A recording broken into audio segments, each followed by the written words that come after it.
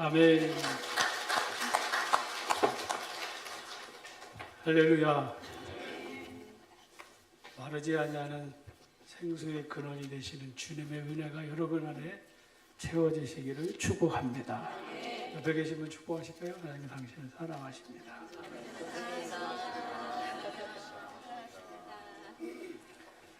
지난 수요일 밤에 예배를 마치고 9시 반쯤 됐을 때 교회 식구들이 다 돌아가고 거실에 이렇게 앉아 있는데 아내가 제 앞에 서더니 할 말이 있다며 조심스럽게 말을 꺼내는 거였습니다. 오늘 말 안 하려고 했는데 말하는 게 좋을 것 같다면서 얘기를 꺼내려는 순간 아차 싶었습니다. 음력 8월 23일 아내의 생일이었습니다. 주일날 여선교회에서 선물도 주고 뭐하고 다 해서 다음 주 중에 생일이 있구나 생각을 했는데 수요일인 것을 까마득하게 잊어버리고 있었죠. 큰아들도 잊어버렸고 작은아들도 잊어버렸고 저도 잊어버렸고 수요 예배 드리는 동안 누구도 생일 축하한다는 얘기를 한마디도 누구도 하지 않아서 다 잊어버렸어요. 늦은 저녁 조촐하게 생일 케이크를 자르고서 기도하는데 제 마음에 그런 생각이 드는 거죠. 어쩌면 이렇게 은혜를 잊으면서 살까. 저희 가정을 조금 아시는 선배 목사님이 제게 늘 하시는 말씀 중에 하나가 김 목사님은 사모님 업어주면서 살아야 돼. 늘 그렇게 말씀하셔요. 자기도 노모가 계시는데 시어머니, 시아버지를 10여 년 넘도록 그렇게 수발하는 게 쉬운 일이 아니라고. 그래서 김 목사는 사부 잘 만난 줄 알고 늘 업어주라고. 업어줄 하죠? 아유, 얼마나 그러는지 몰라요. 남들도 그렇게 인정해 주는데 내가 고마운 거를 당연하게 생각하지는 않았는지 어느새 잊어버리고 살았던 세 남자가 머리 숙여 기도하면서 잠시 반성하는 기도를 드린 저녁이 있었습니다.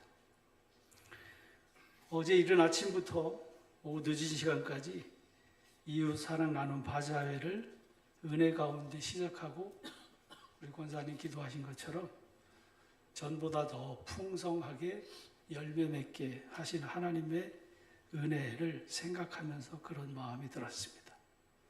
연로하신 우리 장로님, 권사님, 집사님 그리고 젊은 청년들에 이르기까지 저들의 수고가 당연한 것이 아니고 하나님 저들의 수고를 하나님이 기억해 주셔야 합니다 하고 하나님께 그렇게 기도드렸습니다.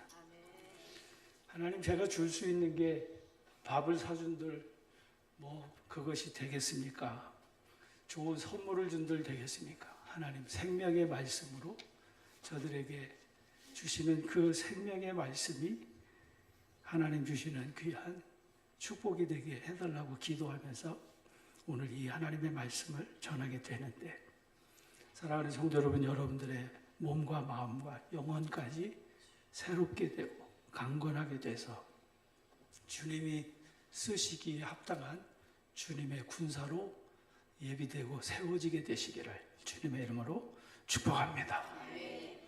오늘 읽은 마태복음에 기록된 이 네 개의 믿음에 대한 복음적 메시지, 그 마지막 네 번째 두 소경의 믿음에 대해서 말씀을 드리려고 합니다. 제일 먼저 기록된 첫 번째 믿음은 마태복음 8장에 기록된 이방인 백부장의 믿음이었습니다. 스스로 선민이라, 우리는 아브라함의 자손이라, 그러면서도 실제로 하나님께서 이 땅에 오셔서 말씀해 주신 그 아브라함을 부르시고 택하시고 복되게 하셨던 그 하나님의 백성들에게서 찾아볼 수 없는 이방인에게서 주님이 경탄하시고 놀란 믿음이었습니다.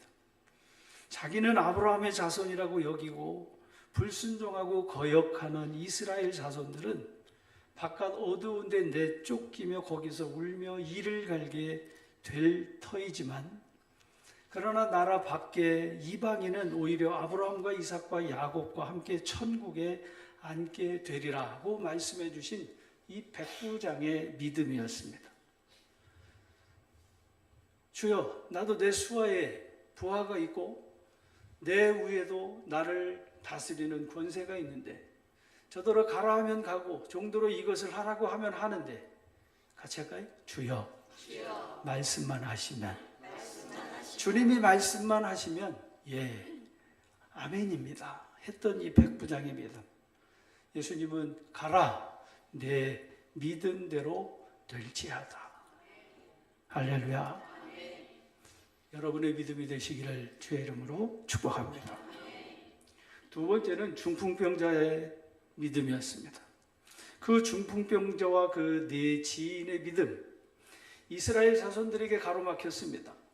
예수님의 소문이 온 땅에 퍼져서 더 이상 예수님 앞에 나아갈 수 없는 병자와 그 네 지인은 마침내 지붕을 뜯어내고 마침내 예수님이 계신 발 앞에 그 환자를 내려놓았을 때에 주님은 그의 병뿐만 아니라 그의 죄를 사하시는 하나님이심을 말씀하시죠.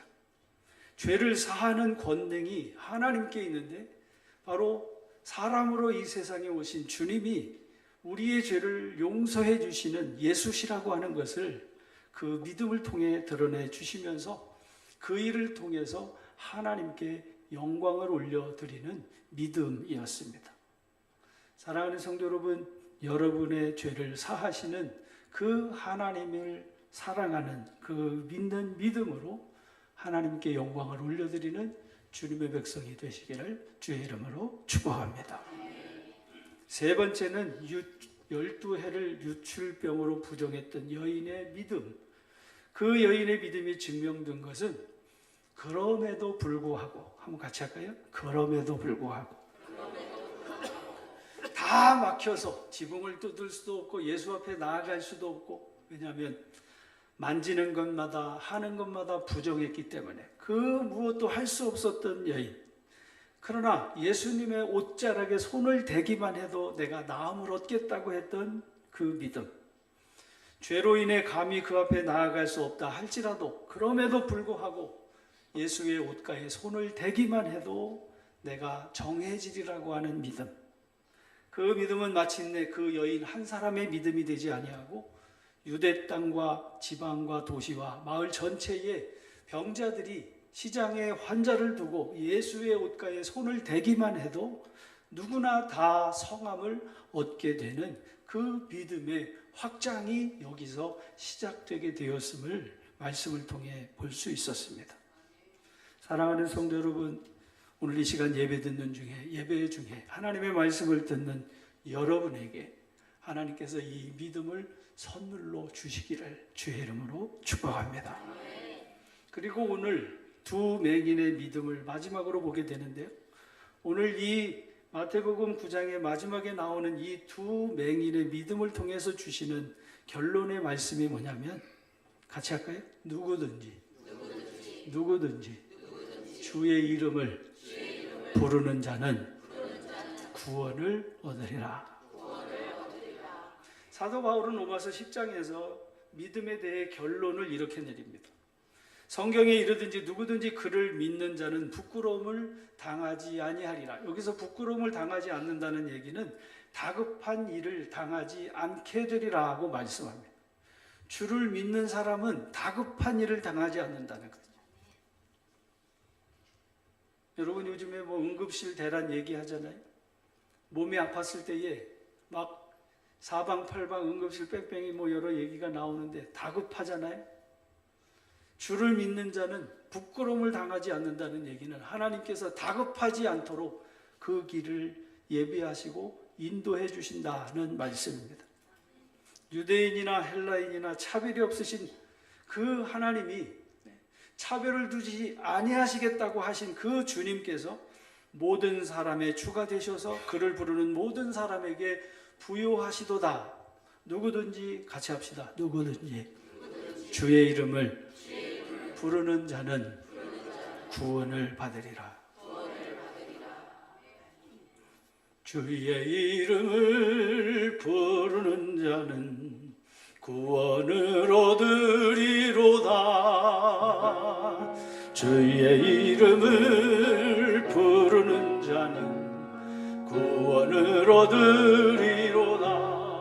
할렐루야, 할렐루야, 할렐루야, 할렐루야. 구원을 얻으리로다. 할렐루야, 할렐루야, 할렐루야. 구원을 얻으리로다. 유대인이든 헬라인이든 로마의 백부장이든 죄로 죽을 병에 걸렸던 그 중풍병자든 부정하여 감히 예수님의 앞에 나설 수 없었던, 그래서 뒤로 슬금슬금 숨어서 예수님의 옷가에 조심스럽게 손을 대야만 했던 여인이든, 부정하여 감히 함께 할 수 없던 여인들까지 다윗의 자손 예수여 부르짖는 사람을 구원하는 능력이 바로 믿음이라고 하는 것을 오늘 본문에서 말씀해 주시고 있는 말씀입니다. 믿음은 어떤 대상과 관계에 있어서 그 사람이 어떤 사람인지를 알아가게 될 때에 생기는 반응인 거죠.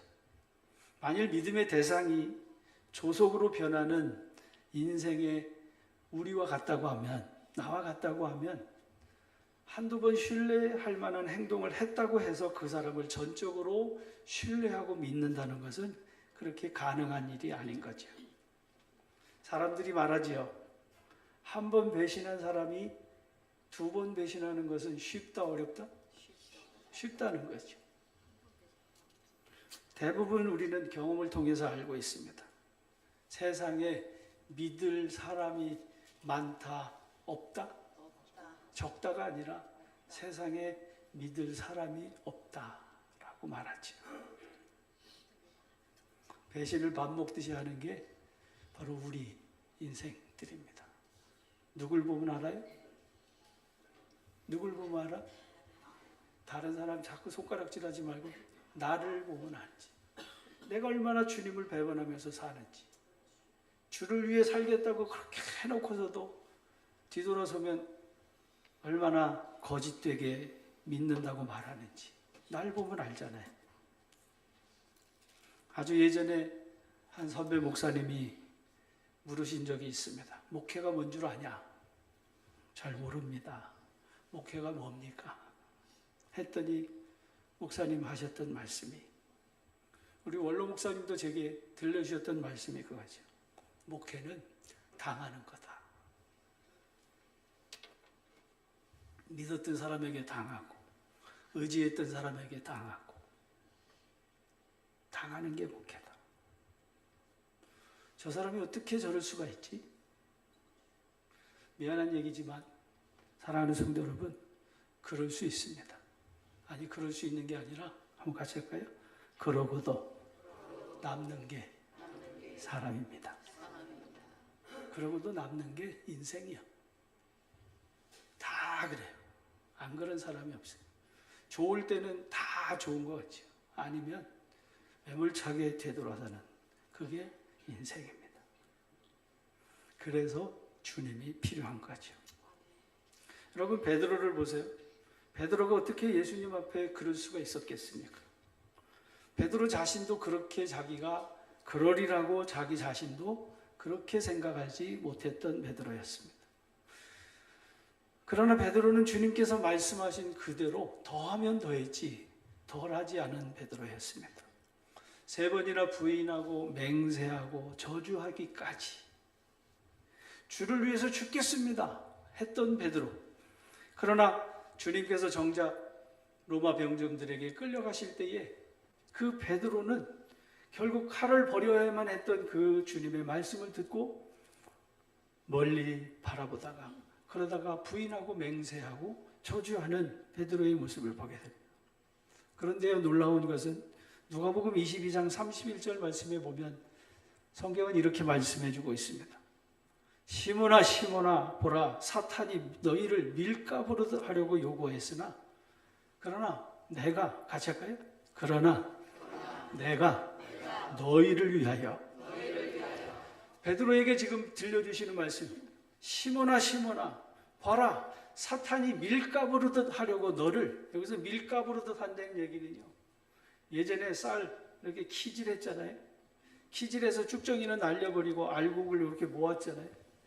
사단이 이렇게 키질을 하면서 그 알곡을 모으듯이 베드로 요 부인하는 요 베드로 맹세하고 저주하는 요 베드로 사단이 내게 내놓으라고 그렇게 요구했다는 거죠. 그런데 주님은 내가 너를 위해 같이 합시다. 내 믿음이 떨어지지 않기를 기도하였노니 내 믿음이 떨어지지 않기를 기도했으니 너는 돌이킨 후에 내 형제를 굳건하게 다시 말하면 돌이키려고 하는 사람들이 얼마나 많은지 그렇게 사단이 키질하면서 까부르는 사람들이 얼마나 많은지 너는 돌이킨 후에 내가 네게 주신 그 말씀을 가지고 내 백성들 아버지께서 내게 맡겨주신 그들을 하나도 잃지 않도록 그들을 굳건하게 하라. 내 형제를 굳건하게 하라고 말씀해 주신 말씀입니다. 베드로에게 있는 그 믿음 비록 부인하고 맹세하고 저주하고 돌아섰으나 내가 예수님을 처음 만났을 때에 빈 그물로 잡은 것이 하나도 없을 때에 저 깊은 데로 가서 그물을 낸저 고기를 잡으라. 그 많은 고기를 잡았을 때 베드로는 알았습니다. 자기가 죄인인 것을 깨달았죠. 주여 나를 떠나소서 나는 죄인입니다. 내가 주님 앞에 설 수 없습니다. 예수님께서 그 베드로에게 시몬에게 하셨던 말씀입니다. 베드로야 시몬아 나를 따라와라. 내가 이제 너를 사람을 낚는 업으로 삼아주시겠다고. 그래서 모든 것을 다 버려두고 주님을 따랐던 시몬 베드로였습니다.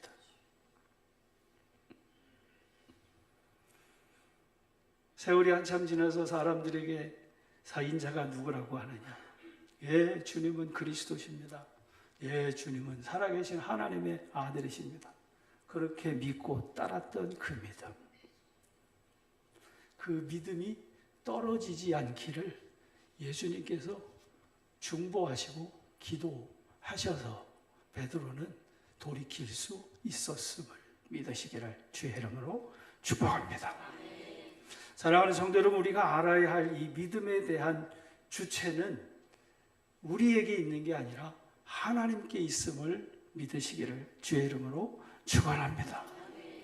이 믿음을 주시는 이는 주님이시고 이 믿음으로 우리를 더욱 강건케 하시는 이도 주님이시고 하나님이시라는 말씀입니다. 처음부터 마지막까지 알파와 오메가까지 믿음은 하나님이시고 하나님이 우리에게 베푸시는 은혜의 선물이라고 하는 말씀입니다. 그러므로 우리는 이렇게 고백할 수 있습니다. 하나님 없이 구원 없는 믿음 없다라고 하는 말씀입니다. 한번 같이 할까요? 하나님 없이 구원 얻는 믿음 없습니다. 하나님께서 은혜로 주시는 선물의 믿음이 아니고서는 누구도 구원 얻을 수 없다라고 하는 말씀이죠. 여러분 가룟 유다를 보세요. 주님은 사랑의 주님 안에 하나님을 뭐라 그래요? 사랑이시라고 말씀하지 않으셨어요? 그런데 예수님께서 가룟 유다를 향해서는요. 가룟 유다를 용서하시고 사랑하시고 뭐 하시고 이런 믿음에 대해서 베드로에게 말씀하시듯이 말씀하시는 내용이 성경 어느 구석에도 찾아볼 수 없습니다. 가룟 유다를 향해서 뭐라고 말씀하시냐면 차라리 나지 않으면 제게 좋을 뻔했는데 라고 말씀하시죠. 가룟 유다가 죄에서 돌이켜 아버지의 뜻을 이루는 형제를 굳건하게 하는 사람이 되게 해달라고 그 가룟 유다를 위해 기도하시는 모습을 찾아볼 수가 없습니다. 그는 처음부터 마귀였고 처음부터 그런 사람이었기 때문에 그랬습니다. 그러나 보세요. 예수님의 가슴에 비수를 꽂듯이 부인하고 맹세하고 저주하는 시몬을 향해서는 그 믿음이 떨어지지 않기를 기도하셨고 그리고 그를 돌이키게 하셨다라고 하는 사실인 거죠.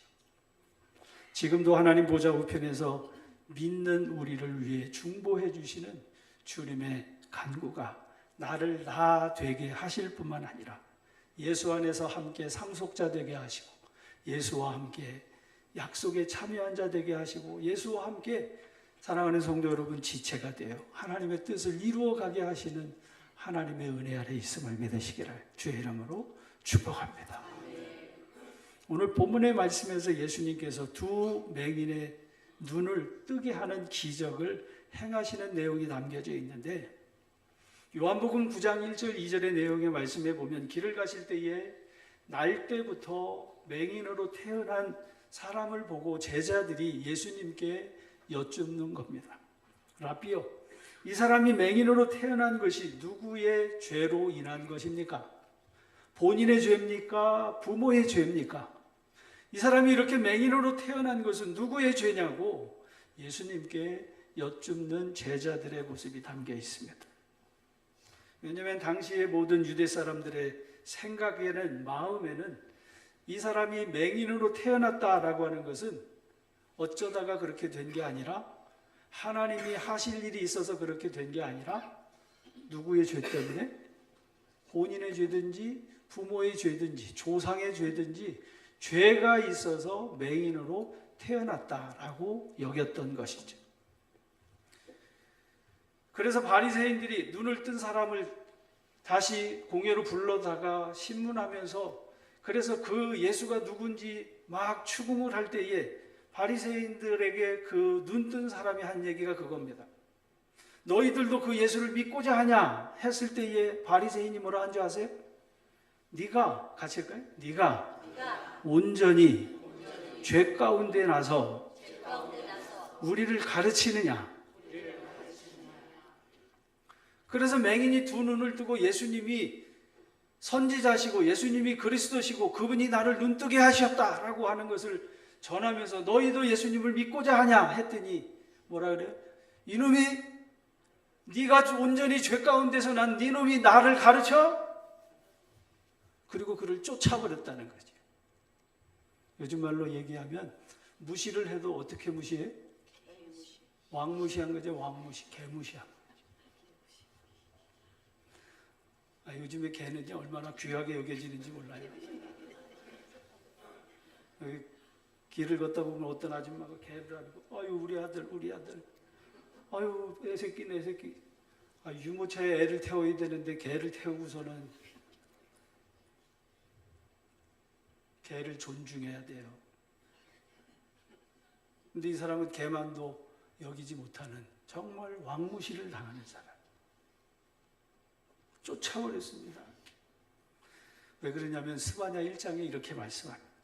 내가 사람들에게 고난을 내려 맹인 같게 행하게 하리니 이는 그들이 나 여호와께 범죄하였기 때문이라. 그들의 피는 쏟아져 티끌같이 되게 하며 그들의 살은 분토같이 될지라. 그들의 은과 금이 여호와의 분노의 날에 능히 그들을 건지지 못할 것이며 온 땅이 여호와의 질투의 불에 삼켜지리니 이는 여호와가 이 땅 모든 주민을 멸절하되 놀랍게 멸절할 것이라는 말씀이 예언의 말씀이 있습니다. 맹인으로 태어났다는 것은 하나님께 죄를 지었기 때문이고 범죄했기 때문이고 그래서 하나님이 진노하시고 심판하셔서 저렇게 됐다고 하는 손가락질 당하는 처지가 바로 맹인의 처지였다는 거죠. 근데 이 두 맹인에 대한 오늘 본문에 있는 말씀이 기록된 그 전절의 말씀에 보게 되어지면 이렇게 말씀합니다. 예수께서 거기에서 떠나가실새 두 맹인이 따라오게 될 때의 그 말씀 이전에 26절의 말씀에 보면 같이 할까요? 그 소문이 온 땅에 어떻게 됐어요? 여기서 말하고 있는 소문이라는 내용은요, 누구든지 예수님의 옷가에 손을 대기만 해도 다 성함을 얻었더라고 하는 소문이었습니다. 그리고 이어지는 본문이 예수께서 거기서 떠나가실새 두 맹인이 따라오며 소리 지름 장면의 말씀이에요. 두 맹인이 소리를 지르는 겁니다. 소리 질러 이르되 다윗의 자손이여 우리를 불쌍히 여기소서 하고 부르짖는 겁니다.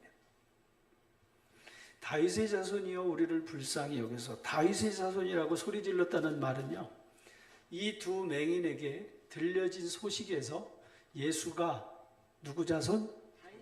다윗의 자손이라고 하는 말은 즉 예수가 그리스도, 메시아, 그리스도라고 하는 것을 이 사람들이 들어서 알았다는 겁니다. 예수가, 같이 할까요? 예수가 그리스도이심을 믿었습니다. 그래서요, 주 다윗의 자손이요, 주 그리스도요 하고 지금 메시아요 하고 부르짖는 겁니다.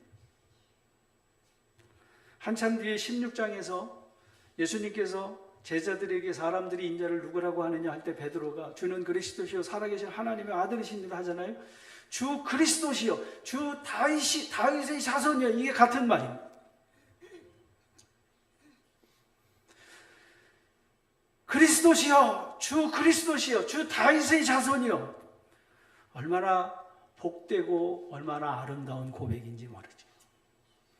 예수님께서 베드로가 고백했을 때는 바요나 시몬아 내가 복이 있도다 이를 내게 알게 하니는 내 혈육이 아니고 하늘에 계신 내 아버지시라 하시면서 천국 열쇠를 내게 주노니 네가 땅에서 매면 하늘에서도 매이고 땅에서 풀면 하늘에서도 풀릴 것이라고 그렇게 축복하셨는데요. 근데 오늘 우리가 읽은 본문의 말씀에 보면 베드로에게 말씀하셨던 것 같은 응답이 전혀 없습니다. 여러분 이 상황을 자세히 한번 두 눈을 감고 생각해 보세요. 아니 두 눈 감으시면 안 돼. 좋으니까. 여러분 가만히 이렇게 생각을 해보세요. 지금 두 맹인이 예수님과 제자들이 길을 막 가고 있는데 두 맹인이 예수님에 대한 소리를 들었을 거 아니에요? 보지는 못합니다. 소리를 들었습니다. 지금 예수님의 옷가에 손을 대기만 하면 나음을 얻는 이 사람이 누구라고? 그리스도시라고, 메시아라고 하는 것을 이제 이들이 알았습니다. 그래서 주 다윗의 자손이여 우리를 불쌍히 여기서 소리를 지르고 있다는 말입니다.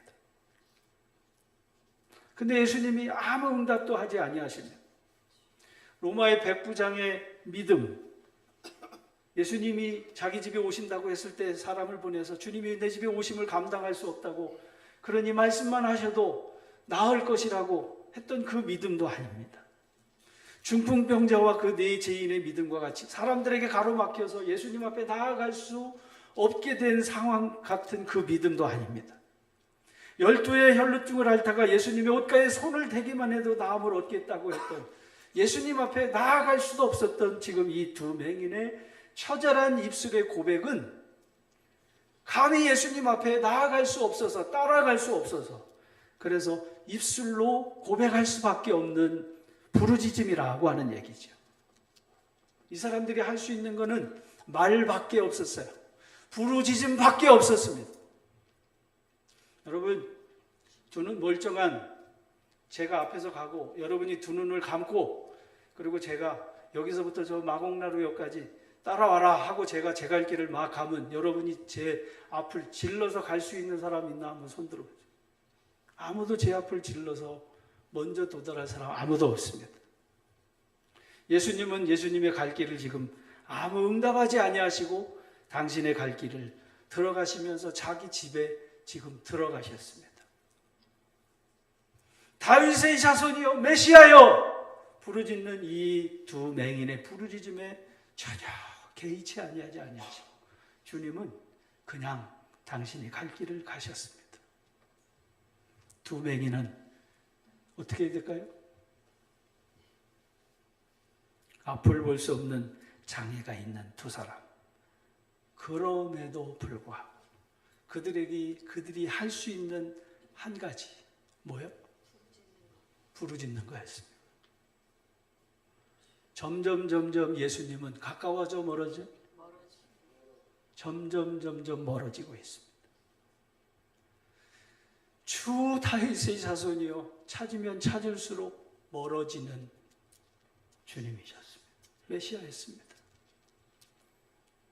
근데 두 맹인이 28절에 있는 말씀에 보니까 예수께서 집에 들어가심에 맹인들이 그에게 나아오거늘. 어디까지 갔어요? 예수님이 계신 그 집까지 따라 들어갔어요. 그제서 소리 지르며 따라온 두 맹인에게 예수님께서 말씀하시는 말씀이 오늘 설교 제목입니다. 이 일을 할 줄 네가 믿느냐? 대답하되 주여 그러합니다. 예수께서 그들의 눈을 만지시며 이르시되 너희 믿음대로 되라. 그 눈이 밝아지고 주님께서 메시아 그리스도이심을 이들이 입 다물고 있으라 그래도 밖에 나가서 모든 사람에게 소문을 퍼뜨렸다는 것이 본문의 말씀입니다. 전에는 자기들이 예수님의 앞에 나오려고 지붕도 뜯어내야 되고 사람도 보내야 되고 조심조심 예수님의 뒤에 가서 만지기도 해야 됐는데 로마서 10장에서 주시는 말씀과 같이 할까요? 누구든지 주의 이름을 부르는 자는 구원을 받으리라. 사랑하는 여러분, 사형리 하면서 사형리 전도하면서 미안한 얘기지만 이제 따라하십시오. 나는 죄인입니다. 내가 예수님을 영접했습니다. 이제 나는 구원받았습니다. 그런 부르짖음이 아니에요. 이 맹인의 부르짖음은요, 멀어져가는 그 가운데에서도 저주받아서 아무것도 없는 그 가운데서 어둠에 갇혀있는 그 가운데에서 주 다윗의 자손 그리스도시여 주님만이 나의 구원자시라고. 여러분, 맹인이 된 이 사람이 멀어져가는 주님을 따라갈 때 그 길이 결코 슈락슈락한 호락호락한 길이 아닙니다. 지붕을 뜯어내는 것보다 더한 어려움이 있습니다. 걸리적거렸던 그 사람들로 인해서 그 앞에 수없이 놓인 그 장애물을 뚫고 예수님이 계신 그 집까지 찾아가기까지 부르짖는 그 부르짖음이 주님을 부르는 부르짖음이지. 주여 주여 한다고 하는 아무것도 하지 않고 입만 주여 주여 하는 그런 부르짖음이 결코 아니라는 얘기입니다. 사랑하는 성도 여러분, 앞을 볼 수 없는 어둠에 갇혔을 때 주의 이름을 부르짖으시기를 주의 이름으로 축복합니다. 캄캄한 인생 길들 가운데 갇혔을 때 어찌할 수 없이 아무것도 할 수 없는 그 어둠에 갇혔을 때에 한 걸음 한 걸음 떼어놓을 때마다 돌짝에 걸리고 가시에 찔리고 신음소리 낼 수밖에 없는 그 상황 속에서라도 주님의 이름을 찾고 부르짖는 성도들이 되시기를 바랍니다. 그리고 어디까지 가야 돼요? 주님이 계신 집까지 가야 주님이 그를 만져주시는 거지. 그리고 이 일 할 줄을 내가 믿느냐? 거기서 말씀하시는 거죠. 주의 집에서 말씀하시는 거예요. 사랑하는 여러분, 그때 주님이 여러분에게 물으실 겁니다. 내가 이 일 할 줄 믿느냐? 그때 여러분, 우리는 이렇게 고백하면 됩니다. 같이 할까요? 네, 주님. 네, 주님. 그렇습니다. 주님께서 내 어둠을 걷어내시고 빛의 길로 인도하시는 줄을 믿습니다. 할렐루야. 그렇게 주님이 나의 주님이심을, 그리스도이심을, 메시아이심을 여러분 부르짖는 그 믿음, 누구든지 주의 이름을 부르는 자는 구원을 얻으리라는 이 맹인의 부르짖음에 그 부르짖는 이 아침, 여러분에게 하나님이 믿음을 선물로 주시기를 주의 이름으로 축복합니다. 괴로울 때 주님의 얼굴 보러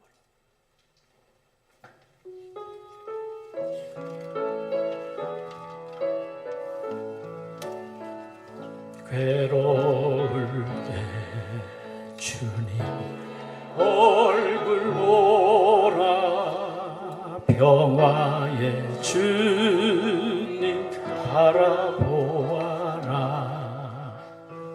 세상에서 시달린 친구들아, 위로의 주님 바라보아라. 눈을 들어 주를 보라, 내 모든 염려 주께 맡겨라. 슬플 때에 주님의 얼굴 보라, 사랑의 주님 안식 주리라. 힘이 없고 내 마음 연약할 때 능력의 주님 바라보아라. 주의 이름 부르는 모든 자를 힘주시고 늘 지켜주시리. 눈을 들어 주를 보라, 내 모든 염려 주께 맡겨라. 슬플 때에 주님의 얼굴 보라, 사랑의 주님 안식 주리. 눈을 들어 주를 보라, 내 모든 염려 주께 맡겨라. 슬플 때에 주님의 얼굴 보라, 사랑의 주님 안식 하나님 사랑, 하나님의 사랑을 사모하는, 하나님의 평안을 바라보는 자, 너의 모든 것 창조하신 우리 주님, 너를 얼마나 사랑하시는지 하나님께 찬양과 경배,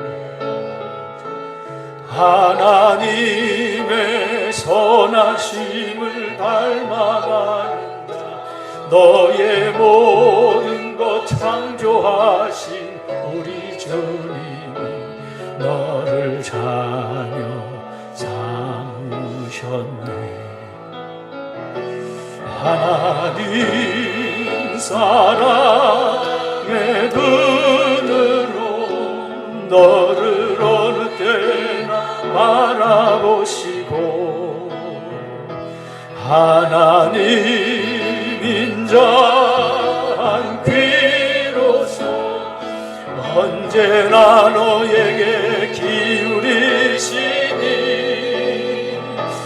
어두움에 밝은 빛을 비춰주시고, 너의 작은 신음에도 응답하시니, 너는 어느 곳에 있든지 주를 향하고 주만 바라볼지라. 하나님께 찬양, 하나님께 찬양과 주님의 선하심을 닮아가는 자, 선하심을 닮아가는 자, 너의 모든 것 창조하신 우리 주님이 너를 얼마나 사랑하셨네. 하나님 사랑, 하나님 사랑의 눈으로 너를 어느 때나 바라보시고 하나님인자 한 귀로서 언제나 너에게 기울이시니 어두움에 밝은 빛을 비춰주시고 너의 작은 신음에도 응답하시니 너는 어느 곳에 있든지 주를 향하고 주만 바라. 두 손을 들고 하나님 사랑해 하나님 사랑의 눈으로 너를 어느 때나 바라. 주 다윗의 자손이여 손을 붙든 서서 이민자 귀로서 언제나 너에게 기울이시니 어두움에 밝은 빛을 비춰주시고 너의 작은 신음에도 응답하시니 너는 어느 곳에 있든지 주를 향하고 주만 바라올지라 주만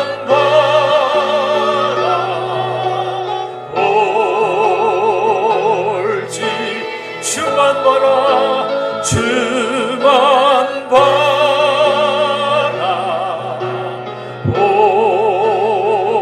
바라올지. 우리 같이 소리내서 기도하기를 원합니다. 그 맹인이 아무것도 할 수 없었던 점점 멀어져가는 그 주님의 이름을 찾고 부르짖으며 주 다윗의 자손이여 나를 불쌍히 여기소서. 주 다윗의 자손이여 나를 불쌍히 여기소서. 돌아섰던 베드로를 불쌍히 여기시고 충고하셨던 주님, 저희들에게 다시 돌이킬 수 있는 믿음 주셔서 주님 따라가게 하옵소서.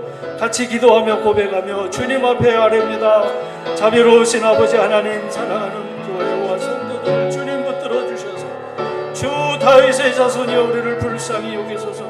멀어만져갔던 주님 앞에 부르짖을 수밖에 없었던 두 맹인의 부르짖음으로 간구하고 찾으며 부르짖는 사랑하는 성도들의 간구를 신음소리를 들으시는 주님, 이 일할 줄을 내가 내게 믿느냐 물으시는 그 부름 앞에 주님 그렇습니다. 나를 이 어둠에서 건져내시는 메시아 되시는 그리스도 주님, 나를 이 사망의 골짜기에서 건져내시는 전능하시는 하나님이심을 내가 믿습니다.